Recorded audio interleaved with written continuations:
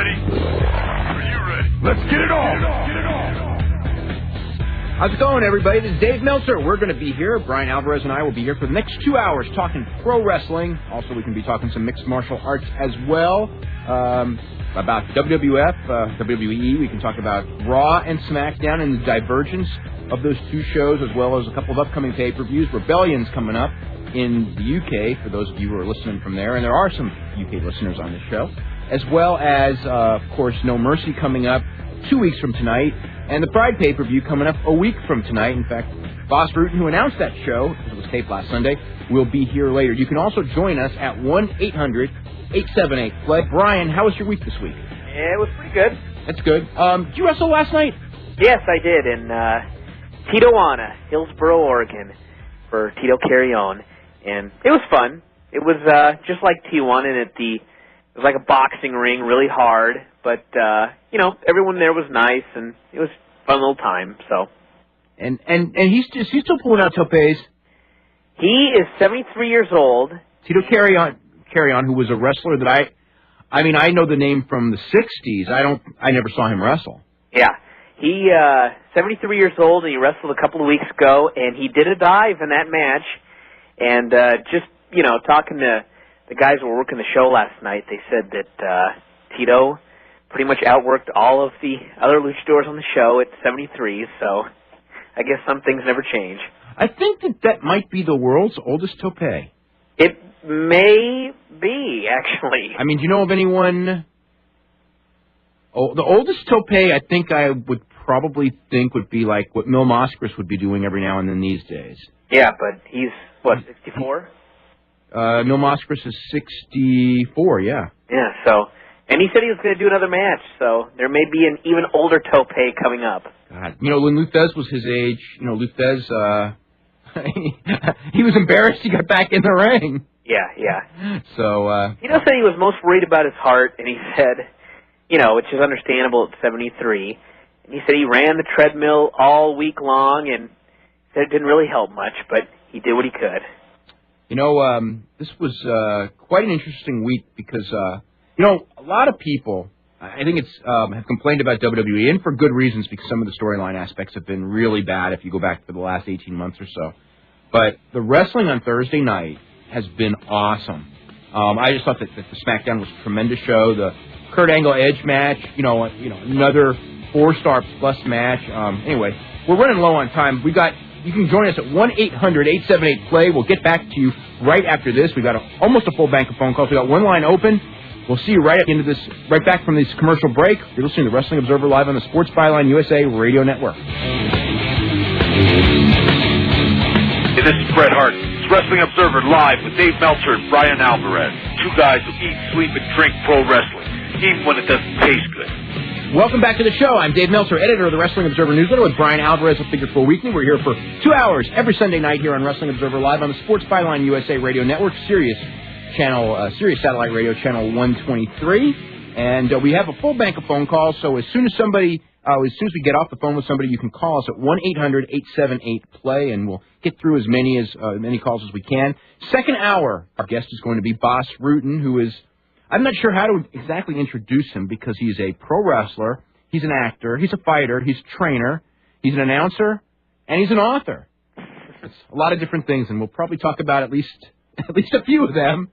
Probably we won't get to all of them. But he's wrestling at the Tokyo Dome a week from tomorrow night against Osamu Nishimura, the big New Japan show, which looked to be a flop until yesterday, and now it may not be a flop. Brian, have you ever heard of a situation where a guy who had never done a match in a country was already the biggest star in the country? Probably not. I know, and I think that may be a unique situation that Mr. Bob Sapp has found himself in. And who would have ever believed it? Do you remember, when Bob Sapp made his lone appearance on WCW?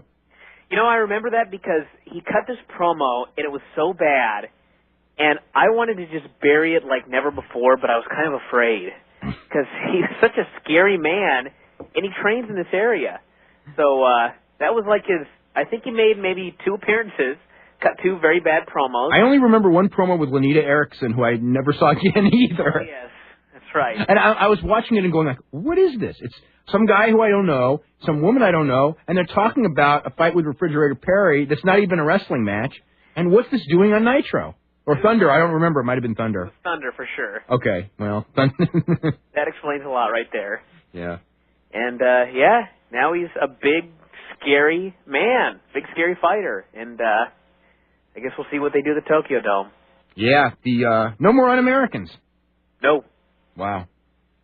We should talk about the decision-making prowess of Mr. Andrew Martin. Yes. And Christian, I hate to say. Yeah, well, he doesn't have the heat on him that Test has, but they were asked to cut their hair, and they said no. And, we were talking about this before the show, and you said, when business was good, that would have been a pretty bad idea. But business isn't even good now. Yeah. Well, I mean, we've talked about this before, about things that they do, guys that spend a lot of time in the back thinking of ways to keep their spot and bury other people. And it's like, if they put this much time and effort into trying to make the product better, things may not be as bad as they are right now. But that's just another example right there, a little bit of pettiness. We asked them to cut their hair. They said no. Therefore, we're going to kill this angle and bury them. And it's like, okay, great. That's a great thing to do when business is down and you might have had something with these guys. And now you don't, and it was all because they wouldn't cut their hair for something that was really so stupid. Oh, so they could all look the same? Who cares? Okay, but at the same token, what about Test? This is like his big shot at a push, and he doesn't want to get a haircut? Yeah. I mean, I don't have a lot of sympathy. Everybody's part. I don't have a lot of sympathy from his standpoint either. I mean, it's so petty and it's so absolutely ridiculous that I think that most people when they read about this or hear about this, think that, we're just making this up because nothing could be that ridiculous except that it's actually what happened. Well, the other thing is, I can understand if you do something bad and they want to punish you, and they come up with a punishment like, okay, say Jeff Hardy is late, and they want to give him this punishment, okay, let's fine him. That's one thing, okay? Jeff Hardy gets fined, he's sad about it, but nobody else knows or cares. Instead, they'll do something like Jeff Hardy shows up late, so they put him in a feud with the Big Show on Raw, and they give him this 10-minute match or whatever that is just absolutely horrible. So Jeff Hardy suffers, everybody watching at home suffers, and it's a total disaster all around. So it's the same thing with cutting your hair. If you don't want to cut your hair, fine. If you want to punish these guys, fine them or make them do something goofy on a house show or something. But, don't do something that's possibly at the expense of business by breaking up a whole team that maybe had something going for them. Well, on the other hand, there have been some great wrestling matches on SmackDown in the last 2 weeks, and even some good matches on Raw on Monday night. The match quality, and the match quality in WWE is I can't complain about it. I mean, I certainly could complain about Raw, but yeah, SmackDown's been awesome. The Kurt Angle Edge match was way over 4 stars. Chris Benoit and Rey Mysterio had an excellent match as well. Crash Holly and Jamie Noble had a good match. Yeah. Trish Stratus and Victoria had a hell of a match. I mean, for Trish Stratus and Victoria. And that was Raw. I should tell you something about Raw when that's the best match on the show. Well, I thought that Chris Jericho did an incredible one-man show with Kane. He did, but I didn't like that one as much as you did. Yeah, I thought it was pretty darn good. I think it was good for about the first 10 minutes, but the second 10 minutes it was wearing on me. Yeah, well, it is Kane. It is Kane. And he is in the main event. Undertaker and Kane in the main events. It is official, Hell in the Cell for No Mercy on the 20th in Little Rock, Arkansas. And Hunter against Kane and... what a horrible top of the card that is. Yeah, but I think that the rest of the card may be really good. Yeah. I guess we'll have to wait because it has not been finalized, or anything. I mean, tag team tournament final, we know about that, and that will probably be an awesome match. I'm wondering how much the term Hell in the Cell still means as far as selling tickets. Because I don't think Undertaker Brock means one thing right now. But, maybe just the fact that it's going to be in that cage. But it's not like... I think that... remember was the last time they did the Hell in the Cell, the 6-way with Kurt Angle, Blade? That was the last one, yeah. Okay. The Hell in the Cell meant a lot because that buy rate was much higher than I expected. Yeah. For that show. Now, that was over... That was a year and a half ago? More than a year and a half ago. It was December Armageddon pay-per-view. Of 2000. Yeah, that's what it was a year and a half ago because, yeah. Yeah, a little over a year and a half ago. So it's been a long time. There hasn't been a Hell in the Cell, at least on pay-per-view since then. But you're right. You got a match that I don't know that anyone really wants to see. And the other thing... By the way, what happened to the pregnant wife? I don't know. See, I hate... Next week. No, I think... I'm kind of glad that they just sent her back home to have the child. Yeah, but I hate that stuff. Yeah. You know, I mean, if you're going to do it, you know, I mean, I was reading in the Chicago Sun-Times, I believe it was. I could be wrong on the paper, but the Chicago paper, they had an article on Christopher Nowinski. And they mentioned the Molly Holly angle and what happened in the Molly Holly angle. And when I'm reading that, I'm going like, you know what? They dropped that. Yeah, that was like, you know, he was about to go out on a date with her, and then we never heard about it ever again. Yeah. Well, you know what probably happened was, or at least when they did do the thing with the wife, at least Undertaker said she's just here because her family is here. So they kind of explained why she would only be on that one show. But I think it was probably something where this was going to be like a pivotal part of the match. But then they ended up deciding to go with Hell in the Cell, and so they didn't need the wife anymore. And, you know, it's stupid that they didn't have anything to explain why she wasn't on TV anymore, but, you know, what can you do? Yeah. Let's go to Ed before a break. Let's go to Ed in San Antonio. Ed, what's going on? Hey, guys, I got a couple questions to ask. I was watching Confidential yesterday. Yes? And they were doing a thing with Val Venus, and he mentioned when they called him he was wrestling full-time in Mexico City. Yes. And I was wondering, what was his character, or what was he doing in Mexico City, because I had never heard about it. Wasn't he wrestling as Steel? Yeah, he was Steel. Yeah, he was the world champion for EMLL for a while there. Oh, really? Yeah, Sean Morley, yeah. You know, that what was so interesting about that? He even has his mask in her house. Really? Yeah. You know what's so interesting about that piece is the idea of that piece was that Val Venus was like a really fun character and he enjoyed it, but, you know, it ran its course and it's over. And if he continued to do it, it would have killed his career. And the problem is I'm watching him explain that, you know, like it was going to strangle my career. You know, what could I have done and run its course? And I'm going like, what have you done in the last 2 years? I mean, I thought it was like the most unintentionally hilarious interview I've ever seen. He's still the Big Valboski, and he's talking about this. Yeah, he's got a worse name, and he doesn't have a character, and he hasn't had a character in 2 years, and they haven't pushed him in 2 years, and he's a good wrestler. Yeah, they really need to come up with something for him. And the other question I have is I was listening to a replay of the old shows on that Live 365, and I heard about an incident that I had never heard about, and I was wondering if you could explain what happened. It was involving a riot overseas and Chris Walker being injured or something. Oh, God, in India or something? Or Pakistan? You know, I don't remember exactly. It was a news story, but yeah, there was a riot, and I think he was hitting fans, and I don't remember all the details. Somebody does call up, because I vaguely remember that story.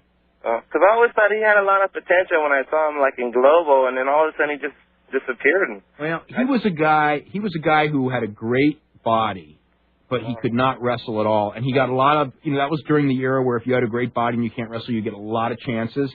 And he blew his chances. And I think, I remember with Smoky Mountain, like, he no-showed his first date, and I think with WC, you know, he had a lot of excess baggage and just didn't make it. And if I could just throw in one more thing, you guys are talking about how great SmackDown is, and I totally agree with that. And, you know, their ratings have pretty much stayed steady, if I'm not mistaken, right? They're actually showing a little bit of growth in the last couple of weeks, slight growth. I mean, like, the wedding still was the highest one, but that had so much, you know, outside publicity. It was people tuned in and tuned out, so what was the point? Yeah, but like last week's show would have been one of the highest, and it grew, you know, pretty much the whole show. Okay. Well, it's a good trend. Yeah.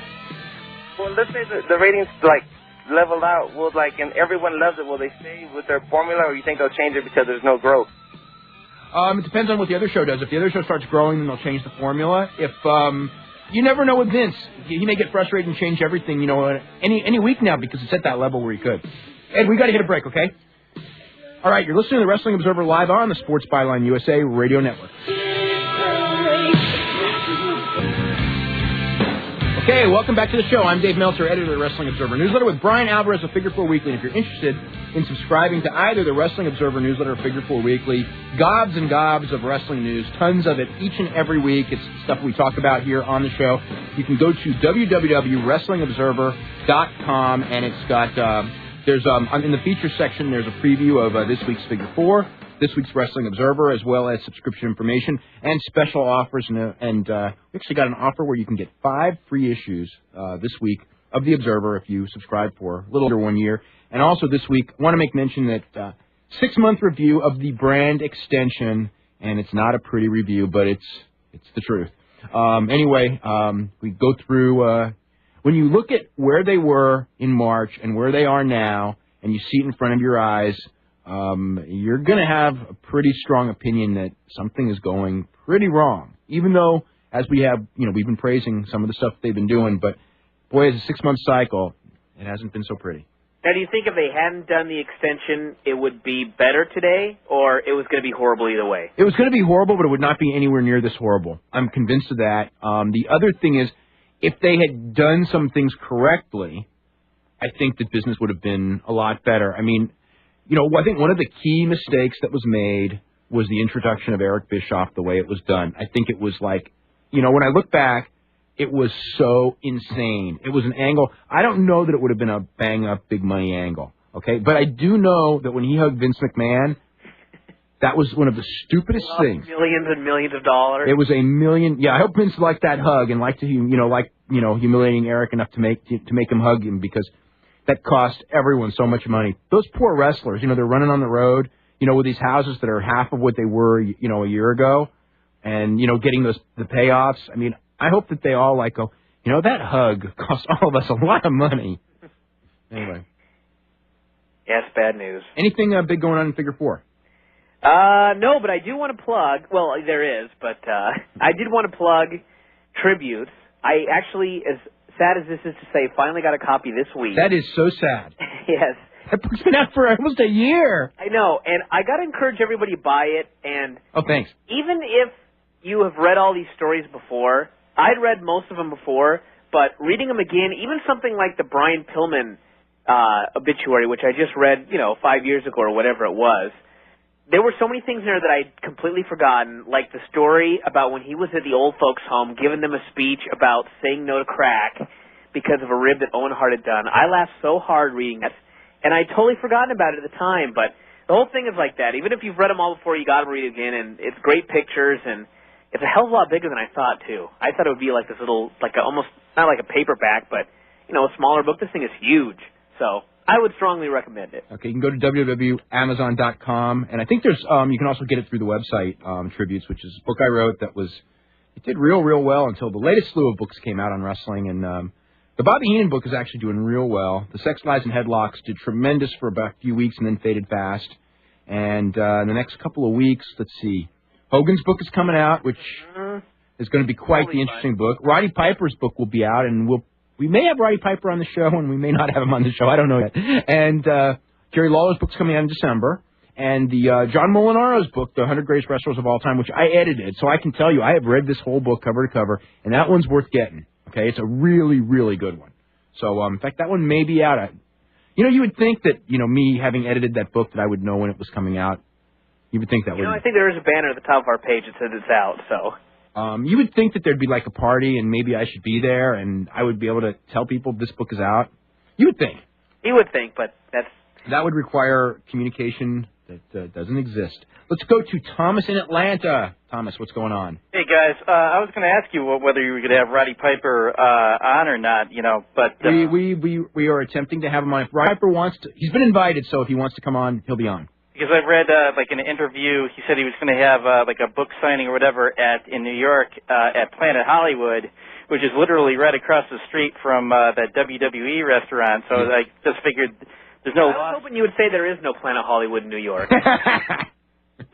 But I guess there's no love lost between Roddy Piper and WWE?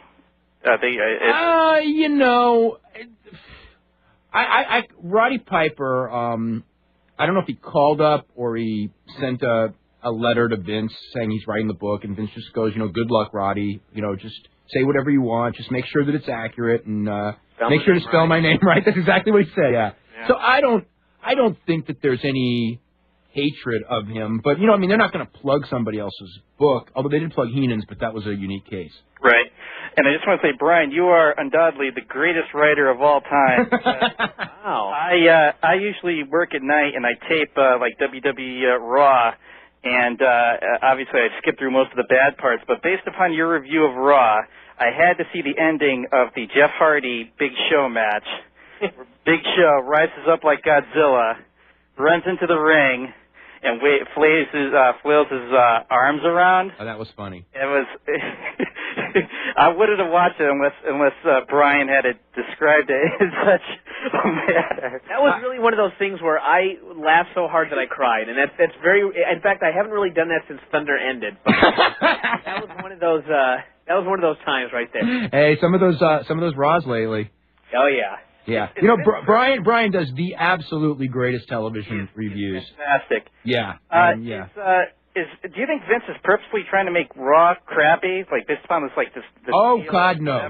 No! They're trying to find the answer to make Raw good. The problem, all the talent's on one side, and all of the writing talent is on the same side, and that's the problem. One final question: do you ever hear about Bret Hart kicking the crap out of Zeus in the locker room? No, and I'm sure if that story was right, I've heard about it. Right. Yeah. Okay, guys, take it easy. Okay, Hey, has Moolah's book ever been in the Amazon listings? Oh yeah. I mean, it's Moolah's book. Remember the week that they threw her out there to get annihilated by Rosie and Jamal? Yeah. I think it got up to about number 3,000, which for a new book is not really all that good. And then I just remember that Moolah's book was running neck and neck with Missy's book, and Missy's book's been out for a year, for about a week or two, and now Moolah's book's way down the toilet. I mean, for a WWE book, the Moolah book was an incredible flop. Well, who could have expected otherwise? Seriously. No, we all knew it, but but this was still. If you'd like to make a call, please What's hang up and try again. Okay. Somebody was interrupting our phone call there. No, but still, the thing with the Moolah book that was interesting is that, if you go to a bookstore, you can find that book. Oh, I know. Because, no one's buying it because, the book people, they just figured, hey, WWE book, I mean, it's almost all the books hit top 10. The Angle book, the Angle book was even the bestseller list for a while. And that was the most disappointing of all of them was the Angle book. And so they probably figured, we're going to sell a crap load of these.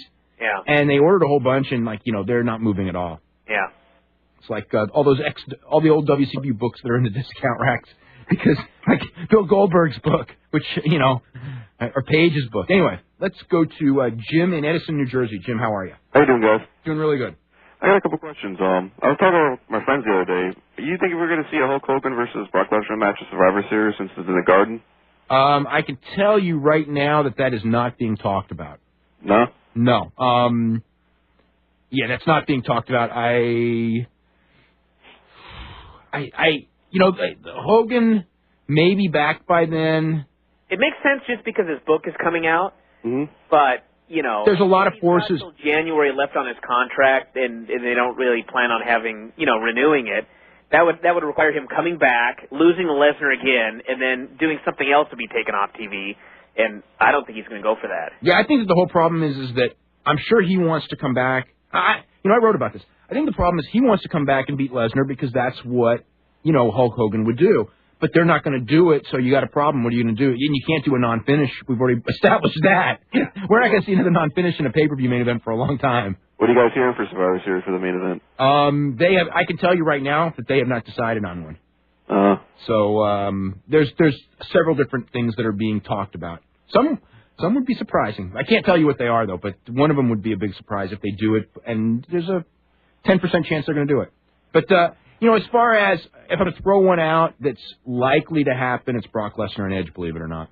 Oh, all right. Yeah. That thing, how I say, there's a chance that will happen. That's not number one on the list either, but there's a chance of that one. Yeah, it should be a good show at the Garden, hopefully. Hopefully, the work rate should be good anyway. They haven't had a lousy work rate show in a little while anyway. Yeah. You guys have a nice night. Okay, thanks very much, Jim. Take care. We're going to go ahead to a break right now, and we're going to come back with more phone calls. You can join us at 1-800-878-PLAY, and you're listening to the Wrestling Observer Live on the Sports Byline USA Radio Network.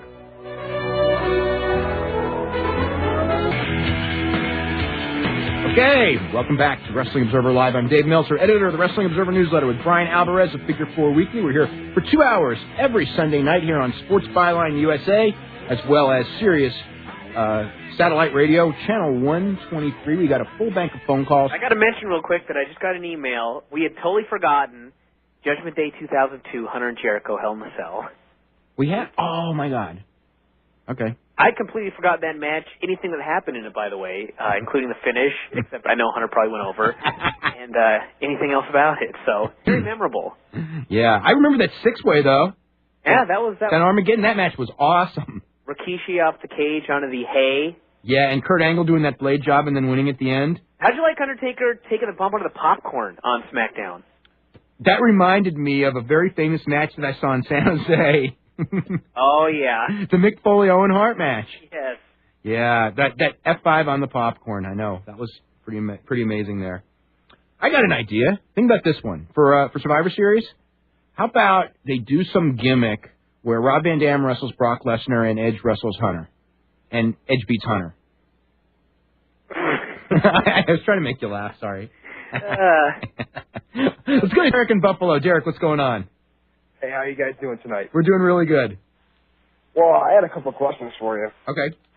Basically, number one would be, with all the underutilized talent in the WWE, how do you guys feel about the recent push of Randy Orton? You know, I saw him kind of blow that spot where he's kind of ripping off Felix Skipper's play of the day. That was Christian's fault. That wasn't his fault.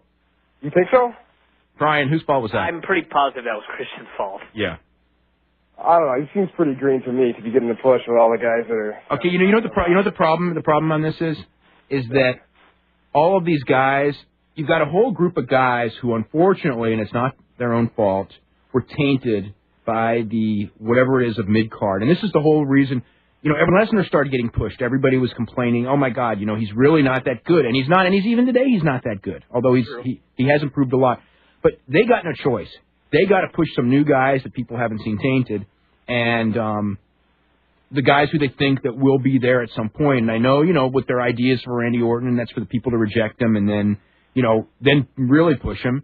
And I don't know that it's going to work, but they got to try. They got no choice. They've got to get some new guys over, or they're in, you know, they're going to continue in the trouble that they're in. I did enjoy that Orton video that they had on. That was tremendous. Business is in his blood. Oh, and it was just so corny. Yeah. They're trying to go with the whole third-generation superstar thing and saying he's the next Rock and everything. I don't think it's going to work out for him. Well, I mean, the whole idea is you're supposed to think that. You're supposed to reject him completely, and then they're going to go heel with him. That's the idea that they're trying to do. Okay, the other question would be, I haven't seen any information about this on any websites, but I kind of enjoyed the Duff skits in NWA TNA, and I know a lot of people didn't like them, but I'm wondering if you know if they're ever going to return to the weekly Wednesday pay-per-view shows. I don't think so, because Jerry Jarrett has kind of taken over the reins from Vince Russo, and a lot of that stuff is now gone. Okay. So I don't think so. All right, guys. Thank you very much. Okay, very welcome. Let's go to John in Chicago. John, what's happening? Hey, guys. Hey. I've got tons of questions here. Well, dude, take top three. First of all, why did Booker T lose in his hometown to a couple of rookies? I have absolutely no idea. When I was watching that show, as soon as that happened, I thought to myself, aha, he's going to come back and he's going to wrestle again and he's going to get a big win. And I really thought that Kane was going to get injured and he was going to go in there with Jericho and he was going to win the Intercontinental title and he was going to face Triple H on the pay-per-view. And then that didn't happen. So then I started thinking, well, he's going to interfere and help Kane win. And then that didn't happen. And the show was over. And I thought, why did they just do what they did? Because they're, you know, and I was like, why didn't they just beat Goldust? Maybe that was Bischoff's idea because he always beat Flair in his hometown. Yeah, that's okay. Let's just repeat more stupidity. Sure. But you know, the thing is, I don't understand. This guy's getting the best, biggest pops. You know. I know. He has the most connection to the audience in that. I know, and he's one of the few guys on that Raw side who really does have some upside potential right now. And the thing is, I'm thinking he's 36, 37, and I think he's 37. And you're not, you know. I mean, I'm just wondering, who is he pissed off in the back? You know? I don't think he's pissed anyone off in the back. Stupid. Well, not really stupid, but that was really stupid. Yeah. Well, you know, it was funny, Dave. I don't know if you saw this. If you didn't watch Confidential last night. Yeah, I watched Confidential last night. When they were showing the thing with him and Levon Kirkland, they were rerunning some of the old XFL promo footage. They were? Yeah, because they were saying, when Levon Kirkland's talking about how, you know, the NFL players, they have to have that drive, desire, they were showing those, the stuff that they were doing for the ads before the show, before the season started, where they were running up and down the hills and in like darkness and everything like that. This was not NFL promo clips. Well, I'm assuming they were recycling their XFL stuff. Oh.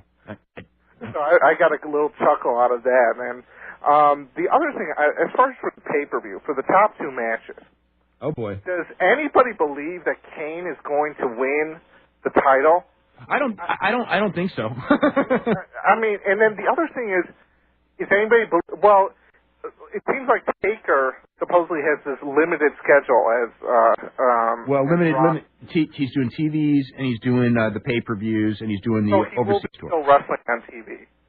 I believe he's going to wrestle on TV up until he gets his elbow surgery. Yeah. But I'm just fearing. This is my fear for the thing. They put this hand angle in there, injured hand, so he has an excuse now, a storyline excuse to losing to Lesnar. Absolutely. But he's still not going to do the big bump. Neither Lesnar is. I hope he doesn't do the big bump. I want him to live.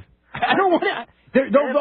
Matt Hardy's going to do the big bump. Yeah, I'm just, and my heart went out to the guy on SmackDown. He's putting his all into this match, and this guy, even when Lesnar comes in, is still not selling for him. I tell you, boy, he didn't want. I tell you what.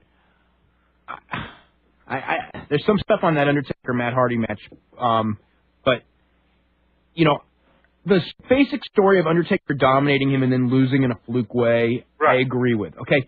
But he really took no selling way past the point of what the story of that match should have been. I mean, I was watching that going like, this is... I really was thinking this is really ridiculous now. I put my hand to my head when I saw when Lesnar came in, and he's still not selling for him. Man, he didn't want to sell at all. And then he didn't want to take that, that bump. He took it on popcorn. Right. Well, I could understand that. You'd have to be crazy. You'd have to be like... Yeah, I know, to take it on the concrete. You're right. Yeah, so, I mean... but those top two matches, who wants to buy the pay-per-view if you're going to get those two results? Well, if the results are going to be, Well, hopefully the tag team tournament final will be, tremendous. Okay. Well, hopefully. I'm crossing my fingers. I don't know if I'll pay for this or not. Okay, John, we got to get running, okay? Okay. We're going to Dan in Burke, New Jersey. Dan, what's going on? Hey, I want to know three things. First is... you think there's any chance that Johnny Lara is going to go over Chono? Yes, I think there's a chance. Oh. Are they still doing the thing where if she loses, she'll be banished forever? They say it, but it's not like it's like a stipulation that's being pushed, if you know what I mean. That's more like talk. Because she's on lineups after that show, which frightens me. Oh, you haven't been watching the TV every week. It is so frightening. I mean, last night I watched, the last week's show. Oh. It gets worse. As bad as it was, every week is worse. All right, next thing, in WWE, you talk about, with the other Americans, they didn't want to get a haircut, different personal agendas. Why did they prevent business from happening with these different personal agendas? I've been wondering that for years. That's right. I don't have an answer. All right, and last thing is, Sunday Night Heat, do they purposely make it bad? Do they care? Is the only purpose of the show to promote Raw? They do not purposely try to make anything bad, but they don't obviously put a lot of effort into a lot of the stuff. Heat's purpose has always been to promote Raw. When did Heat first start getting really bad? Was it when they brought in SmackDown? No, Heat did good. Heat numbers did go down when SmackDown came, but when Heat left. Remember when they moved Heat to the WWE New York, and then they did the Oh yeah. Okay, it started doing 2.6s, and then it went down to 2s right away, and now it's like at 1s. So it's been the last year and a half where it's just nosedived. Yeah. But SmackDown was on for a year at least before then. There's just no reason. I mean, the show may be great right now, but I have no desire to ever watch it, and they don't ever give me a good reason to want to. Yeah. All right, thanks, guys. Okay. I mean, remember that one day where they tried on SmackDown, they go, Kurt Angle is going to be defending the title against, I don't know what they said, but something to try and tease, be this big guy. It was like Crash Holly, right? Yeah, it was Crash Holly. Yeah.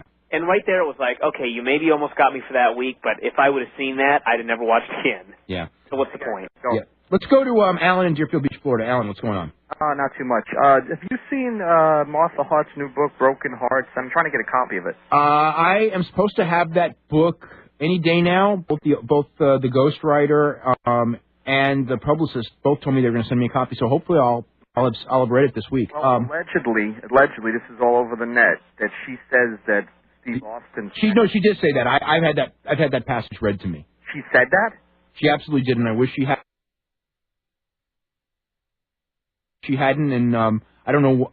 How could that be true? It's not true. It's not true, and she was wrong, and I don't know. Problem between her and Steve, or what? Well, I'm sure there is, because Steve hated Owen, He really did. Oh, Plus, yeah. I mean, that's a big blemish on Owen's career that he almost, paralyzed the guy. Yeah, and maybe right. I'm sure, like in her own mind, she was trying to, think that Owen could not have done anything that bad. But I mean, it was. I mean, Owen made a mistake. Owen was an awesome worker. He didn't hurt people, but he did make a mistake on that night. Well, Owen and Steve really didn't get along. After that, no, not at all. Not at all. Steve wouldn't work with him afterwards. I mean, like, they did that blow off of the program. They did a 5-minute match, and then, they just, Steve went in another direction, and Owen never got near him again. Didn't trust him. I don't think it's so much he didn't. Well, I could tell you this, okay? Because he told me this himself. Steve Austin believed that Owen did it on purpose. I mean, I absolutely do not believe that for a second, but he convinced himself of that, and he would not get near the guy. So I have another that's Steve. question for you. Yep. The Backlund incident with the Sheiks, some people are still speculating on the net that when Skolin threw in the towel that was a shoot. No. Bob was told by Vince Jr. to tell everyone it was a shoot, to tell all the boys it was a shoot, but that was a planned finish. Oh, yeah? Absolutely, 100%, yeah.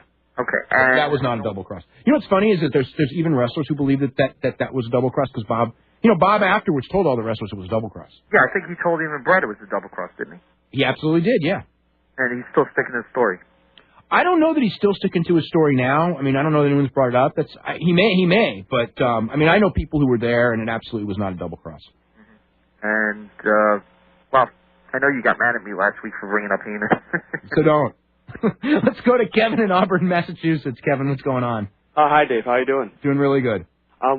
What have you heard about Sasaki leaving New Japan by the end of the year?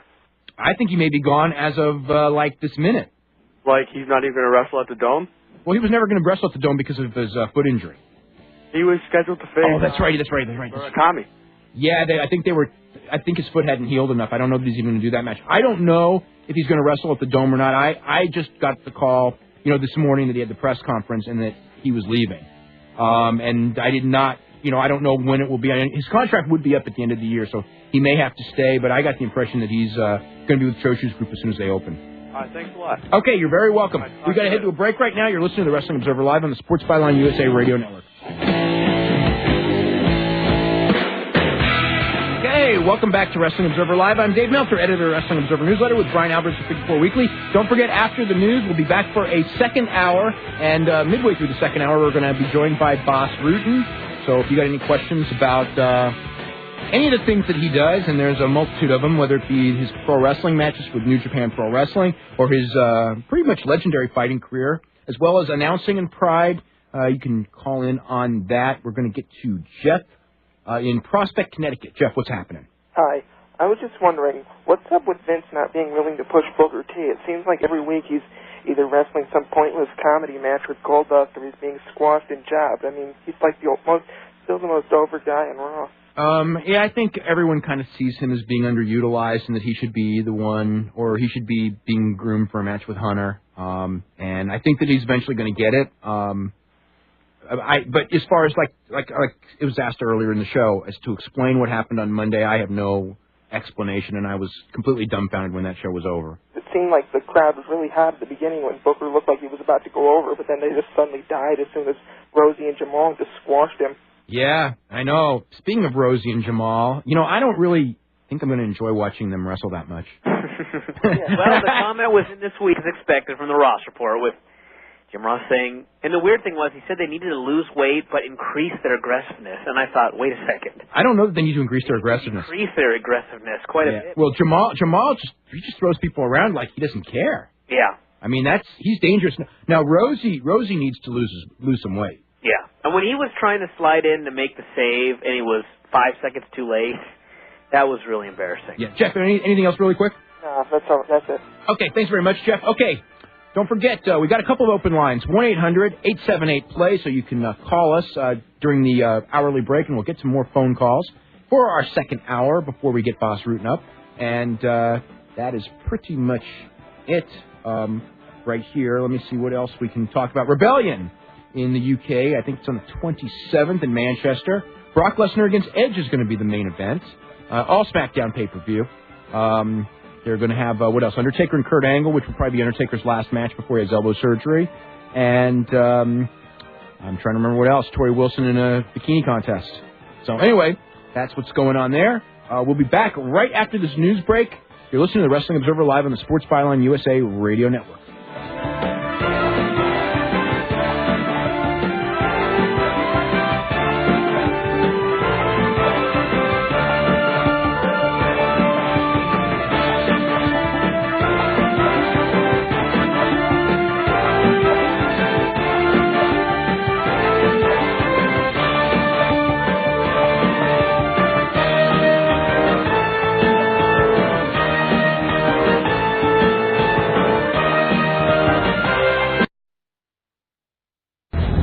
Welcome back to Hour 2 of the Wrestling Observer with Dave Meltzer and Brian Alvarez. Are you ready? Let's get it on! Okay, welcome back to Wrestling Observer Live. I'm Dave Meltzer, editor of the Wrestling Observer Newsletter. We're here for 2 hours every Sunday night from 7 to 9 p.m. Pacific Time, 10 p.m. to midnight Eastern Time with Brian Alvarez of Figure 4 Weekly. Brian, have you ever seen any Ring of Honor tapes? I did. I saw the show with the Loki versus Red match. Oh, that was a good match. Oh, yeah, that was a good show. That was the tournament. I think that might have been their best show. Yeah, that was very good. That's not one I've seen. Okay, yeah. I was just watching the other day the show that they had 2 weeks ago, and they had a show last night as well. And the Paul London, Michael Shane ladder match was pretty freaking incredible. God, Paul London's so impressive there. And, I just love some of the matches that they have. I love that style. Just really hard wrestling. Although last night, I guess there's a whole bevy of injuries. This guy got his tooth chipped from a kick from Paul London. I forget who it was. Oh, Biohazard. And Low-Key's hurting pretty bad, by the way. Yeah. His ankle's hurting. He's got another injury in there, too. Maybe his ribs or something. I think the problem is just you get an ankle injury, and, at his age, in good shape, you take a couple weeks off and it should be better, but he doesn't take a couple weeks off. So. Well, he missed some shows, and he was actually... He missed, 1 weekend, but then he think he missed, he worked the TNA, and then he missed a weekend, and he was back on TNA the next week, so. And he was back on the show last week, and then he's going to Japan, and he's not missing any dates there. When he goes there, he's wrestling every night. Yeah, so. Yeah, he needs, after Japan, he may need to take a couple of weeks off for his own good. Because, you don't want that thing to become lingering. You know who I'm worried about is Rey Mysterio Jr. Oh, I know. I read that in the Ross report. He just said his knees have been bothering him. And it was like, his knees have been bothering him for 5 years now. No, I mean, I had heard several weeks back that, both of his knees were hurt. And I think that there was some, damage that had been done. And he's not going to take any time off until he's done. You know that. Yeah. Because he's getting the biggest push of his life. And, his whole life, he always wanted to work in the WWE. And everybody told him, that, he should never go there because he's too small and they'll never push him. And everybody who told him that was right, except, who was to say that Paul Heyman was going to get control of one of the TV shows and decide to push him. Because, if it was up to Vince McMahon, there's no way it was going to happen. Anyway, we've got a couple of phone lines open. You can call us at 1-800-878-PLAY, and we're going to start getting the phone calls right after this break, and we'll have Boss Rutten up in about 15 or 20 minutes. You're listening to the Wrestling Observer Live on the Sports Byline USA Radio Network. Byline Radio Network, the Wrestling Observer. If you smile like the brain, you'll do it. Hey, welcome back to the show. I'm Dave Meltzer, editor of the Wrestling Observer Newsletter with Brian Alvarez of Figure 4 Weekly. Of course, we're here for 2 hours every single Sunday night with Wrestling Observer Live. And, Brian, give me your imagine this. Forget about some guy like Giant Singh or Giant Gonzalez or someone who's just so incredibly horrible.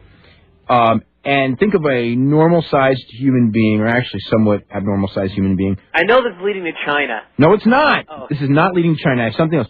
Imagine Imagine what would be the worst possible imagination, and it can't be pure off either. An American wrestling superstar at this time in what situation would be the most hideous thing ever to watch? I don't think I understand the question. Okay. I don't think I even understand what I'm saying. But imagine an American wrestling superstar, well known, okay? What would be the most horrible thing that you can think of having to watch right now? Like, or let's say, to be more specific, like two people having a match? 2 months from now. No, just one guy in the ring. What would be the worst possible thing? Iron Sheik. Okay, how about someone who's, like, under the age of 45? Maybe Hogan. Wrong side of 45. Oh, that's right. Okay, well, since this is going nowhere, What? Okay, I couldn't. Hero. No, how about imagining Lex Luger having not wrestled for a year and a half at 300 pounds in a match? I could have said Sid, now that I think about it. Yeah, but Sid's hurt, and we can't pick on Sid because he's really hurt. 300 pounds now? I heard he's 300 pounds and not fat, and he's 44 years old, so God, imagine what he's doing. And he's going to be wrestling for Andrew McManus in about 2 months. Wow. So Lex Luger is coming back to wrestling. You know, I can imagine keeping yourself in some sort of shape if, you're going to be on the road 365 days a year. But when you're at home with nothing to do except go to the grocery store, what's the point? Well, I mean, there's nothing wrong with keeping yourself in shape. I mean keeping yourself in shape. Okay, but I mean 300 pounds? Yeah, exactly. That's what I'm trying to say. At that age, unless you're going to enter a bodybuilding contest, I cannot imagine why anyone would want to do something like that to themselves. Yeah, I don't know. But he's, I just think he's one of those guys that he'll be 100 years old and 290 pounds, and we'll all wonder why. How's that possible? He ain't going to be 100 years old. We'll see. Okay, anyway, we're going to go to Carlo in West Haven, Connecticut. How you doing, Dave? Doing really good. About the incident with the APA and the Public Enemy, could you give me some background? I really don't understand the story behind that. On when Public Enemy was about to get fired by WWE, some people decided to have their jollies. So they told Public Enemy that they were going to have a TV match with the APA, and they told them it was going to be a squash match, so you cannot do anything on offense. And then they told the APA to go in there and beat the hell out of them since they weren't going to fight back. And that's what happened. They just got beat up. So they didn't know that was their last match, right? I don't know if they knew it was going to be their last match or not. I'm not sure. But probably knew about 30 seconds after the bell rang. Yeah, that's true. So is Bradshaw really a bully and a jerk? I don't know that he's a jerk. In that situation, certainly that's a bully. I'm sure there are people who would argue that he's a bully. Yeah. I mean, I don't bully. Has he, picked on anybody? I mean, that situation, of course, but generally speaking. What's the story about the shower? That was considered retribution. What was the story? I forget. Brian Lawler, they tied him up because... Oh, yeah. That wasn't... I don't think people considered that a bully, although that may have gone a little bit over the line. Let me think what else. I mean, he's quick to fight. Didn't him and Steve Blackman, almost get into a fight in, the baggage claim in Kansas City one day? I heard about that. Yeah. He's quick to... He's got a quick temper. I'm trying to think, has he ever beaten up guys, way smaller than him? He picked on Linda Miles, but that was, swerved out of that game of horse or whatever it was. That's right. Yeah. Boy, she looks so bad. Here you have, That's something you do not air on Confidential. I mean, you have this Division I, real legitimate basketball player. I mean, that would be like Kurt Angle going out there and having, Bradshaw take him down. You know what I mean? Yeah. Roddy Piper and, the claims he's making, I know he's old school and everything, but why does he feel that he still needs to lie? Isn't his story interesting enough and his accomplishments? Let's wait for his book, because I was told by someone that some of those things that the press agent wrote are not in his book. So let's wait for his book. Although I do expect, we'll see. We'll see what I don't want to prejudge the book for Hogan's book. I'll prejudge that one. That one will be. that one's going to be an amazing book. That's all I can say. Oh, what's the deal with Scott Steiner? As far as he's wrestling every now and then in Japan, he's doing an independent show, and I think he's going to Europe for a tour at the end of the year. As far as WWE, I think that they don't think that he could hold up to the schedule, and I don't believe he can either. And they're not interested in signing anyone for like a 1 or 2 month run, which, if it was up to me, I would consider that anyway. I consider using him for a short run, maybe like a few TVs to build up to a pay-per-view. I don't understand why they're against that. They just are. They want everyone. They want to be able to merchandise their guys. They want everyone around long term. That's Vince's whole thing. Well, great, but wouldn't it be better to get 2 months out of them than no months out of them? Yeah, you can make that argument, but and they may do that someday. That's like the whole DirecTV deal where oh boy, you know, it was like, well, we don't want to settle for less, so we're going to settle for none. Yeah. And to me, it was like, that's not good math. Yeah. Is Sid done, or? I think he's done. Yeah, I think for sure he's done. Yeah. And just one last question. Would you consider having Roddy Piper or Jake the Snake on the show? Roddy Piper, we asked for Roddy Piper. He may be on in November when he's doing the book. That's up to him. And Jake, I would have Jake Roberts on if he wanted to do the show. He's in England now. He's living there. But yeah, that would be a really interesting. It would be a fascinating show. Yeah, when we were doing the Yada show, I wanted to get Jake on because I knew that I had thought that if we had Jake Roberts on, it would have been the most listened to show we ever did. But we never did it, so I could have been dead wrong. Even though Jake hadn't been on TV in years, I just think that there would be this weird curiosity about Jake Roberts doing that show.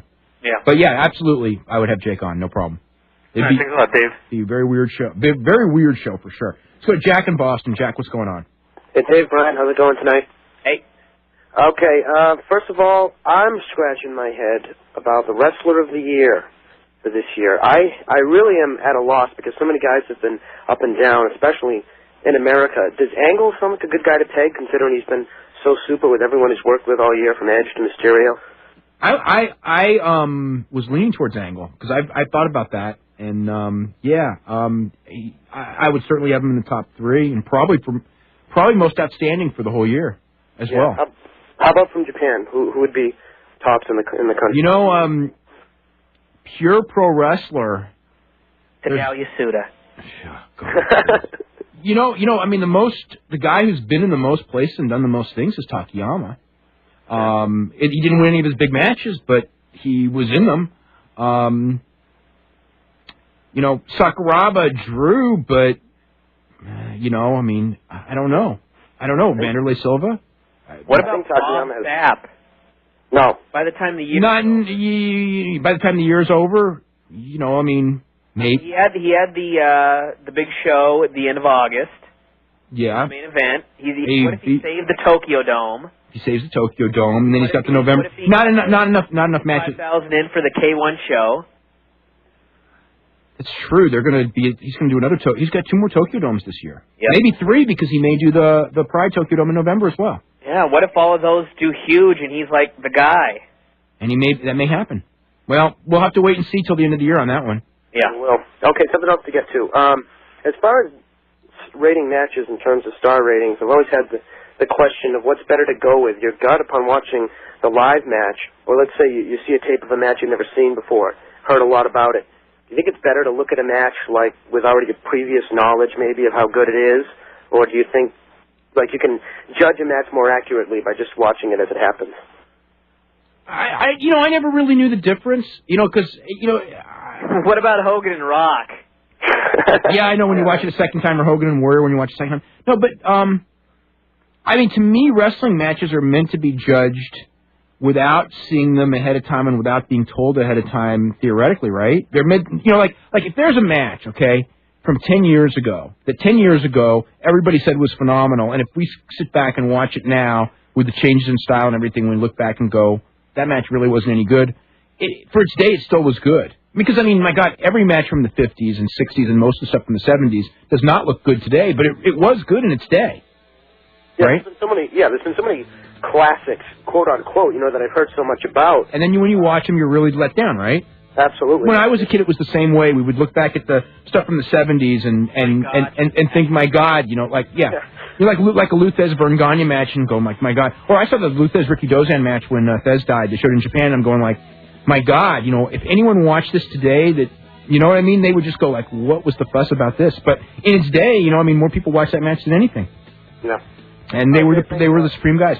We got to go head to a break right now. We're going to be back with Boss Rutten in a couple of minutes as well, and we got a ton of phone calls to get to as well. So you listen to Wrestling Observer Live on the Sports Byline USA Radio Network.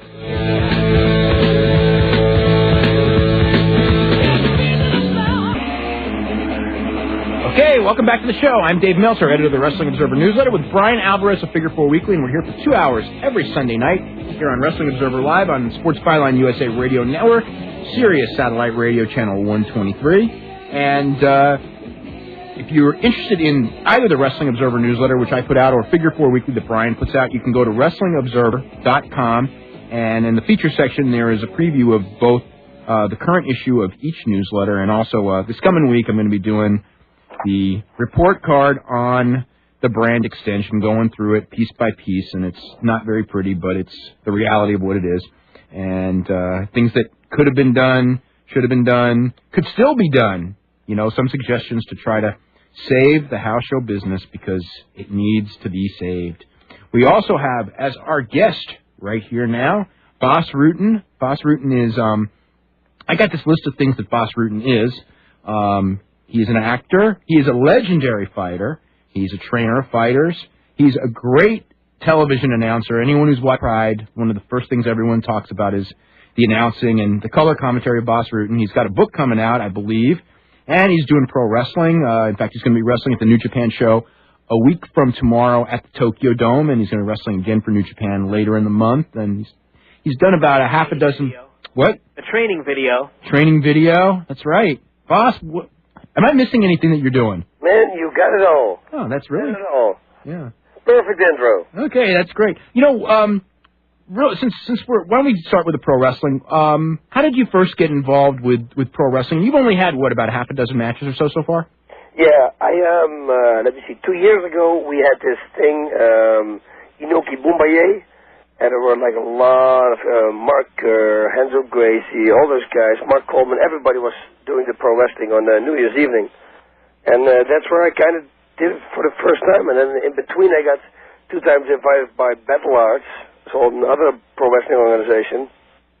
And then Inoki, they asked me if I was interested. And I said, yeah, of course, you know. So that's how it came together. Now, was your first match with New Japan with Hiroshi Tanahashi? Yeah, Tanahashi. That was a really good match, and I mean, I'll tell you, like, because I was watching that, and that's what really sold me on you as a pro wrestler, because I knew you'd only had a couple of matches, and you were doing this match, and you were blind, and I don't mean blind like didn't know what he was doing. I mean, this guy got poked in the eye, he was blind, and still had a hell of a match, although Tanahashi's a great wrestler. Yeah, it was, it took me, that was my second match here. Now I think about Nakanishi was the first one. That was in the Tokyo Dome. That's right. And then but in that one I broke a disc in my back. Then the second one I get that finger in my eye. And then the third one I broke my eardrum. Man. You go back to fighting. That's what my wife said. Now, are you thinking of, because, you know, you've talked about it a lot, or, you know, what's the status as far as you in fighting, whether it be in Pride or somewhere else? We were negotiating, and we had kind of a number out there, and they told me that they were going to face my number if I would fight the next Pride. And then now apparently the economy is real bad in Japan, and the last Pride on the rules meeting they announced that they were going, if all the fighters that are going to get off the contract, they're going to pay 30% less. Really? Yeah, so that was a kind of a bummer. But they said, you know, in the future the economy will get better, everything will be better, and so please stick with us. And they tried to explain the situation. First of all, I thought, of course, that it was... Is that the show that show in Nagoya, or before that? No, in Nagoya. Yeah. Yeah, that's Pride 22. Yeah. So, and then, so I figured, you know what, if right now I'm, I got a lot of fights undefeated, and I tried to keep that winning streak, and risking everything for, especially 30% less, I'm not going to do that. Yeah. You wanted silver, right? Yeah, that would be the greatest matchup, because everybody talks about it. Yeah. We're two strikers. We know the ground game both, but I think they're going to see a stand-up brawl, and I think people would love it. What are your thoughts on the Japanese phenomenon of Bob Sapp? Yeah, I think they need a new weight class. I think they yeah, they do 65 and over or something, because it's this guy's doing it for 6 months, and you know, the only thing that let it down was his cardio now against Nogueira. The guy is learning very fast. He's an athlete. He's losing weight, so his cardio is getting better and better because, you know, after he got kind of fatigued in the after about 5 minutes, but then he got back. He got a second wind, and it's scary, man, to fight a guy like that. I think it's scary. Did you think when he fought Kyoshi Tamura, who for his size is a tough guy, did you think that Tamura had any kind of a chance? Because I had talked to people who actually before that fight were thinking, hey, Bob Sapp's inexperienced, and Tamura's a lot smaller, but he's a real fighter. And I actually was thinking, God, he's 180 pounds bigger than him. How do you fight a guy that big? No, I didn't have any chance. Yeah. It was half the size. I really thought I was talking with Steven about it. I said, man, what are they doing? They got Tamura as a great champion from range coming in, and they throw him to the lions. They give him an out of the earth fighter. Vandalize.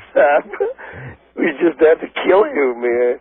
There's no escaping. And you know what? He knows how to cut you off too, because then they put what's his name, Yamamoto against him. And he tried to play the game, they say, okay, just run backwards and try to make him tired. But it doesn't work. He cuts you off, and he gets you in the corner, he starts hitting you. And although the punches are a little slower than normal, listen, if they hit, it's 370 pounds, It's, they have to make a new weight class. I thought it was scary how well he did with Nogueira, just thinking, that's the best in the world right there. What's anybody else going to do? I freaked out when Nogueira, and he was already tired then, when Nogueira mounted him and he just pushed him to the side. I go like, wow, man, that's kind of scary. Yeah, because to me, I don't know that I've ever seen a heavyweight, mixed martial arts fighter as good as Nogueira. I mean, certainly not, big submission guys, some stand up, he's pretty much got everything. Got it all, yeah. And, you can't compete with the size. No, it is. If we all go back to the time in the beginning with the UFC, size doesn't matter, all that bullshit that they were saying at the time, and it does matter, especially with skilled fighters. Now we got the weight classes, and then you got a guy who's suddenly 130 pounds heavier than you. Come on, man. Bill Goldberg told me that Bob Sapp used to neck press people, like 250-pound people. He would grab them up, put them behind his neck, and he started neck pressing them like 20 times. 250 pounds. He says this guy is so strong, boss. He can with one arm he lifts somebody by his head up, and he's with a straight arm with one arm. He's that strong. So I think if he's got a little bit more stamina, and Nogueira himself, he said, this is the best time to fight him because in a year from now nobody's going to beat this guy anymore. Because then he really knows what he's doing. Now, what about as far as I mean, do you think that the fighting game is going to evolve to this thing where, I don't know if they get, huge, because there's a lot of football linemen that are, they don't quite look like Bob Sapp. I mean, that's a freak of nature, but there are a lot of, 350-pound guys walking around now, not a lot, but that are athletic, which, like, say, a generation ago, I mean, a 350-pound guy, in a fight, against a top fighter, you would think he would be too slow and have no cardio. Yeah, it would, but then I go again. For sure they're going to make that new weight class. That's one thing for sure. And then he's going to meet people like who have skills. We saw a lot of wrestlers going in, and they still lose. And although they did 150 or whatever wrestling matches, they still lose because they stick with their own thing, with their old habits. But if you have a guy like Bob Sapp who's really open to everything, and he played NFL. He was in NFL. He did pro wrestling, everything. But the guy really wants to learn. And I think normal people, when you totally focus on one thing, like I'm only a wrestler, I'm only an NFL player, it's very difficult for them to adapt. They're great athletes, but can they adapt to the sport? That's a different thing. And Bob Sapp is one of those guys who can. So, and of course, there's 300 million people in America. Yeah, God knows how many do play in the National Football League, but I mean, there gotta be some people who kind of come in, like Bill Goldberg. He already asked me he wants to come to train. Now that's a guy who's a very talented person. He's got it all. He's got the whole package, you know. Yeah, the only thing with Bill is he's kind of old to start, though. That's the truth. Yeah, that's true. Yeah, I mean, he's big and strong and obviously a great athlete. Yeah. We're going to go ahead to a break right now because when we come back, we got a bunch of questions to talk to Boss Rutten about fighting and pro wrestling as well. We'll see you right on the other side of the break. You're listening to the Wrestling Observer Live on the Sports Byline USA Radio Network.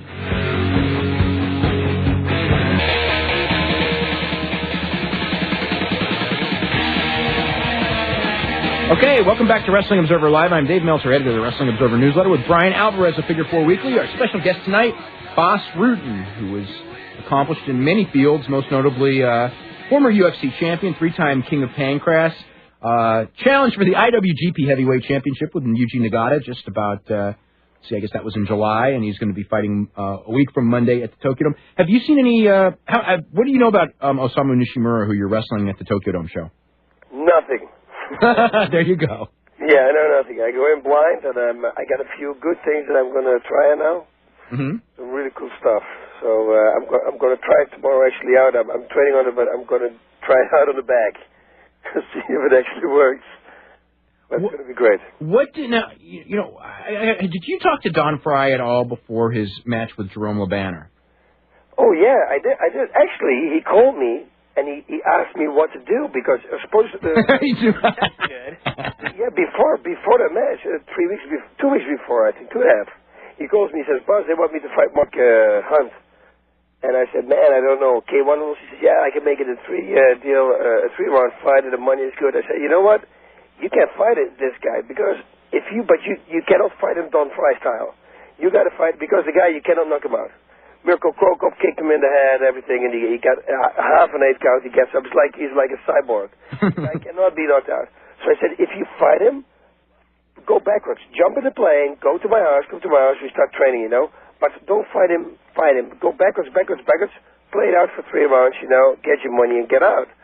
And then he said, okay, I'm going to take the fight. And then 2 days before the match, suddenly Mark Hunt pulls out, who is a stocky fighter, got a long reach, and it doesn't have a great movement. All he really has, he's got some boxing skills, but he's got a real hard head, like Fujita. And they replaced him with Jerome LeBanner, who's got suddenly a reach, who is a southpaw, who knows how to move, who is an excellent boxer. I mean, so I thought, you know, that was kind of a dangerous move to do there, right there.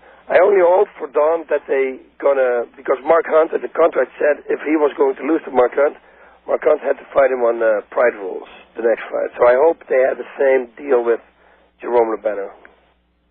What do you think as far as... Well, let's talk about the Pride show from last week. You were in Nagoya. It's going to be on pay-per-view this coming Sunday night. What were your thoughts coming off of that show? Man, it started out real slow. And I think, oh my God, this is going to be a long evening. And then we had the second fight, and I think, oh no. It was a good technical fight already, Silva, but Otsuka did real good. And then suddenly it started to change, man. The fights became more and more exciting, and I think the last 5 fights were real good fights, man. You know, High and Gracie surprised me totally. Heath Herring is totally back. You know, I mean, Mario Sperry. You know, the laws that he had against Ninja was an eye-opener for him because he is punching on the ground and setting up his moves with punches. Yeah, it was good. It was a good show. What did you think about Randleman's fight? I thought it was a real slow fight. I think Randleman was sick 2 days before. He had something. They were checking his kidneys and everything for kidney stones after the fight. The guy he fought is O'Hara, is the kind of guy who has, Stephen and I, well, you will hear saying at the broadcast, he says, "Boss, why would you rank this guy?" Now, I would rank the guy at the bottom. Nothing like truth in broadcasting. Last one, that's the guy. He has no skill whatsoever. He's only standing there, he's walking away. Randleman punches him, he turns his back to him. He runs away from the punch. He's not even looking, man. I couldn't believe it, but Randleman, something was wrong with him because he wasn't with us in the interview before the fight, 2 days before, because he was throwing up all the time. So I think he caught something, flu or something. He couldn't go all the way. Well, that makes more sense. What do you think of the upcoming match with Ken Shamrock and Tito Ortiz? I think it's a great matchup, man. I think for the American audience, this should be the best pay-per-view buy ever. Like, I mean, come on. Tito beat the Lion Dance guys, and now Ken is coming after him. It's going to be difficult for Tito, man, I'm telling you. Everybody says, Ken is old, but, you know, Ken is a tricky guy. And the first 3 rounds, Tito better pulls everything off. Yeah, later on, stamina obviously will play a factor because youth was going to kick in. But I think Tito got to be really watch out at the first 3 rounds. With everything. Standing up, boxing, I think Ken's got good hands now. He's good in defending the takedown, and he's there to submit you, man. And not everybody... Tito is a real tough guy, but he's not a Don Fry, you know? Don Fry got caught in the leg lock, and he tore his knee and he tore his ankle, and he just doesn't tap. I don't know if that's with Tito the factor. So if he's got caught in a submission like that, you know, I don't know. It's scary. It's a good fight. Let's start hitting to some phone calls. We're going to start in Stony Brook, New York, with Alan. Alan, what's going on? Hey, how are you doing, Brian? How are you doing, Dave? How are you doing, Mr. Rutten? I'm doing good. Yes, I have a question. Mr. Rutten, you vacated the King of Pancrase title twice, am I correct? Or is it right? No, you vacated it twice. Due to an injury and once due to your wife's pregnancy. How do you feel about it? No, I did it actually one time. Like they always say, Frank Shamrock is the King of Pancrase. He's never been a King of Pancrase. He's never been a King of Pancrase. He was a temporary King of Pancrase. They actually made a different belt for him. Ah, okay. I broke my hand, and then, you know, they had to make something up, and so they let him, the number 1 and 2 contender after me, compete, and they fought for the temporary King of Pancrase, and they would fight for the King of Pancrase. And then the last fight I had, but my wife, I was very, I was happy that I did. Your son, I heard. So, no, I had no problems with that. Yes, another question I have. Your match with Nishimura on the Tokyo Dome, it will be a catch match, I understand. Yeah. How will you prepare for it? Have you learned catch in the past when you were younger?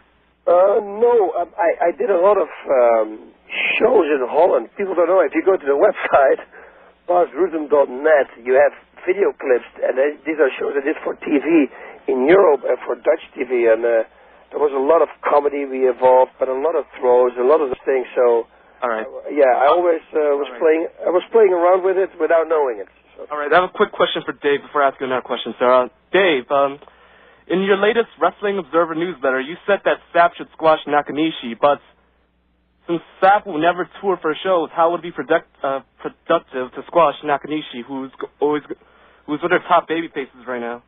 Because it's his first match, and they have to make a superstar. It'd be insane for him to lose his first match. Oh, that's true. They could build him. I mean, this guy has a chance. This guy has a chance to be, you know, like a new Stan Hansen, new Bruiser Brody in Japan, and they haven't had one in a long time. And you know, plus I can't imagine Ishii letting him do something where he's not going to look good at this point because he's too valuable. One last question from Mr. Rutten. Mr. Rutten, on June 7th of this year, you had a match with Masayuki Naruse. Yeah. In that match, Naruse was concussed and his shoulder was broken. What happened during that match? I don't know, man. It just went real hard at the end. He was kind of dizzy. At the moment I kicked him to the head, he swung right into my kick. And, they brought him out on a stretcher, man. All right. One last thing. I would like to congratulate Team Henzo Gracie's Alan Taylor for making second place for AECC yesterday. Sean Williams for third place for the 67 to 77 kilogram from Team Henzo Gracie. And also, I'm sorry. Also, Jamal Patterson also. Thank you, guys. Have a nice night. Hey, you're very welcome. Let's go to Colin in Cleveland. Colin, what's going on? Hey, how you guys doing? Doing really good. Boss? Yes. Been a true inspiration and legend in the sport of mixed martial arts. You're a true ambassador, covering all the different federations and promotions. The one question that's kind of haunted your career for years and stuff like that, especially on the internet stuff, is about Hicks and Gracie and you two never facing. And to me, it always seemed like he was ducking you, and I just wondered your thoughts on that. Yeah, I always try to pick a fight. Well, that's a good money fight. I made a comeback in Pancras one time, and I beat Kengo, and he was sitting there first row, and then when I took the microphone, he walked out. But while he was walking out, I challenged him. And I said, please, man, let us fight, Any rules, let's just fight. But it's not only me, everybody wants to fight Erickson because, they claim he's the best, and obviously to be the best, you got to fight the best. So, it's the same with me, the comeback. Oh, you have a warm-up match, we cannot give you a warm-up match. You right away got to fight Vanderlei. And I say, all right, that's okay with me, shit. That's the man there right there. It's not a real lose situation. If you fight a guy like that with that stature, if you lose, it's not a real lose. So you wouldn't agree with his reputation? No, I wouldn't. I'm me like everybody else, I want to leave it behind. But he never faced a real skilled fighter yet. Yeah. So I want to see him fight any top 10 fighter in the world, and then then we all know what really is going on. Until now, he fought Takara, and he fought guys like that. And Funaki, everybody knew that the last 3 years with Funaki was kind of downhill, had injuries, a lot of injuries, and everything like that. So, I certainly thought that he would have had to revenge his family members against Sakuraba at least, But then again, I can hear his standpoint because, with Sakuraba fighting Hoyler, that they stopped that fight too early, I thought they were right in that. I think Hoyler didn't tap, and they shouldn't have stopped that fight, especially a few seconds before that match. So he's kind of afraid. The people there in Japan are gonna do something wrong with him, I guess. One other thing, what about the Hoist versus Yoshida match, and then not overturning that? What did you think about that? I think it was total BS. Everybody was watching the TV. Could see that Hoist was not choked out at all. So I think they should have a rematch. Do you have any ideas of what Pride is going to do for their Tokyo Dome show? Like the next show, they'd throw some things like, hey, how about any ideas to you on what they're looking at doing next? No, they want Nogueira, that's for sure. Mirko Krokop, I heard, but I heard also from a teammate of Mirko that he's going to get married, so he's going to skip the K1 this year. So I don't know what's going to happen with him at Pride then. Heath Herring is going to fight. I really want him to fight.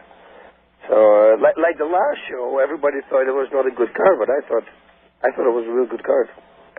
Let's go to Steve in Bakersfield. Steve, what's going on? Hey, Dave. Hey, boss. Hey. Hey, I got a question first, Dave. Kenzuki Sasaki, he left New Japan. What are the odds of him going to All Japan? The only reason why I'm asking is because I know there's heat between him and Hiroshi Hase. I'm under the impression he's going with Choshu's promotion. So, and now as far as Choshu's promotion working with All Japan at some point, possibly, and at that point he would probably be involved. If they do like Choshu and Sasaki against, Muto and somebody, I could see that happening for sure because Muto wants to work with everybody. Okay. And, boss, I got a question for you. Are you working any New Japan dates after the Tokyo Dome? Yeah, I got the 26th of October, and then they just, they already signed me for 6 new matches. Okay, yeah. So we're working on it, on the side, but they want me again, so. I watched your match with Eugene Nagata. I thought it was wonderful. So, I think special effects. What? Did you see the special effects that they went around the ring, like in the Matrix?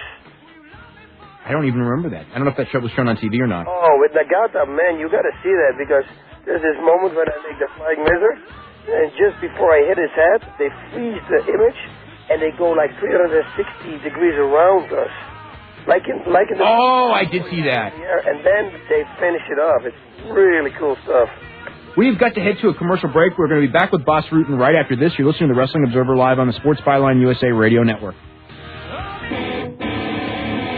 Okay, we're here for the final segment of the show here on Wrestling Observer Live. We're here on Sunday nights from 7 p.m. to 9 p.m. Pacific Time, 8 to 10 p.m. Eastern Time, each and every Sunday with Wrestling Observer Live, myself and Brian Alvarez. Of course, we have Boss Rutten. We got a couple of minutes left with him. Boss, really quick, tell the people about some of the stuff that you've got out, the status of book videos and things like that.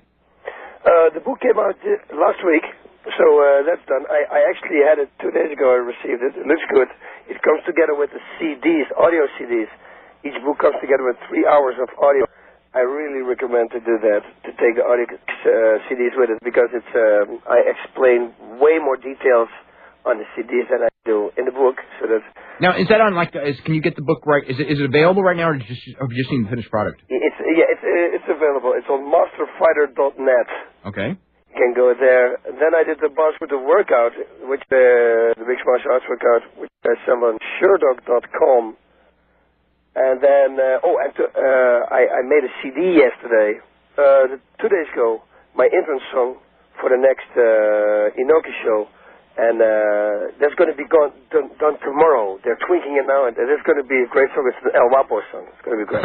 El Guapo. Hey, you guys doing a skit for the next Pride show? I'm sorry? Did you do any skits before the show? Oh, no, I don't know anything. We really want to do a big skit this time because it's going to be Tokyo Dome. Yeah. And Steven and I are way out there, man, with ideas, and he has to push us back all the time. But maybe this time they will let us go. And once they let us go, it's going to be more freaky. One more thing, because we're running low on time. What's the status of? I know that you did a movie recently. What's the status of that? I'm still busy with it. I'm in January. I'm going to do a movie. I have somebody now who wants to do a movie with me, so that would be good. Then I would have the lead right away. It's not, of course, it's not going to be a hybrid movie. It's going to be straight to video. But at least then I can show the people that I also can act, and it would help my career. I got other things out. I think next year is going to be a good year for me. Okay, I want to thank you very much for joining us. We had a great time here, and we'll see everybody next Sunday night at 7 p.m. Pacific, 10 p.m. Eastern for Wrestling Observer Live. I'm Dave Meltzer. You're listening to Wrestling Observer Live on the Sports Byline USA Radio Network.